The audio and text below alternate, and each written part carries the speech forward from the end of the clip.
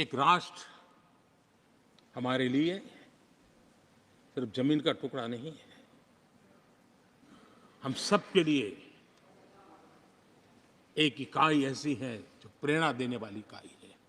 जैसे शरीर होता है, शरीर में जैसे अंगांगी भाव होता है, अगर पैर में कांटा लगे तो पैर ये नहीं कहता है, हाथ कभी नहीं सोचता है कि मुझे क्या, पैर को कांटा लगा है, पैर पैर का काम करेगा।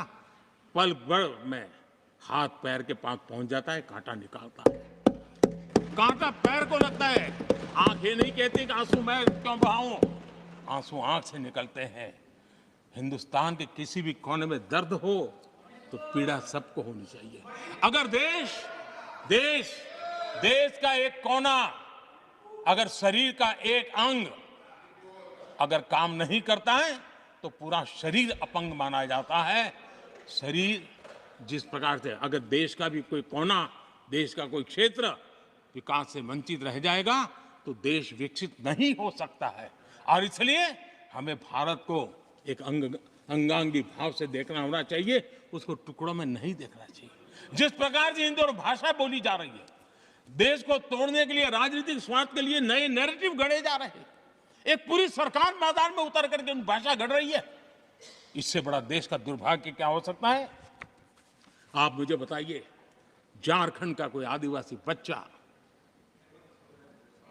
अगर ओलंपिक के खेल के अंदर जाकर के मेडल लेकर आएगा तो क्या हम ये सोचते हैं कि तो झारखंड का बच्चा है?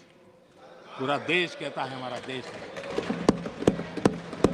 जब एक झारखंड का बच्चे में प्रतिभा देखते हैं और देश हजारों करोड़ रुपया, हजारों लाखों रुपया खर्च करके उसको अच्छे कोचिंग के लिए दुनिया के किसी देश में भेजता है, तो हम ये सोचेंगे कि खर्चा झारखंड के लिए हो रहा है, क्या देश के लिए नहीं हो रहा है? हम क्या करने लगे हैं, क्या भाषा बोलने लगे? इस देश का गौरव, हमारे यहां वैक्सीन, देश के करोड़ों लोगों को वैक्सीन का, हम ये कहेंगे वैक्सीन तो उस कोने में बनी थी इसलिए हक उनका है, देश को नहीं मिल सकती? कैसा सोच सकते हैं? क्या वैक्सीन उस शहर में बनी थी इसलिए देश के और भागों को इसका लाभ नहीं मिलेगा? ये सोचेंगे क्या? क्या सोच बन गई है? और एक राष्ट्रीय दल के अंदर से ऐसे विचार आए, ये बहुत बहुत दुखद की बात है। मैं पूछना चाहता हूं आदरणीय सभापति जी, क्या अगर हिमालय कल कहना शुरू कर दें, हिमालय कल बोलना शुरू कर दें, ये नदियां मेरे हाथ से बहती हैं, मैं तुम्हें पानी नहीं देने दूंगा, पानी का अधिकार मेरा है, देश का क्या होगा? देश कहां जाकर के रुकेगा? अगर जिन राज्यों में कोयला है वो कह दे कोयला नहीं मिलेगा, ये हमारी संपत्ति है, जाओ तुम अंधेरे में गुजारा करो, देश कैसे चलेगा?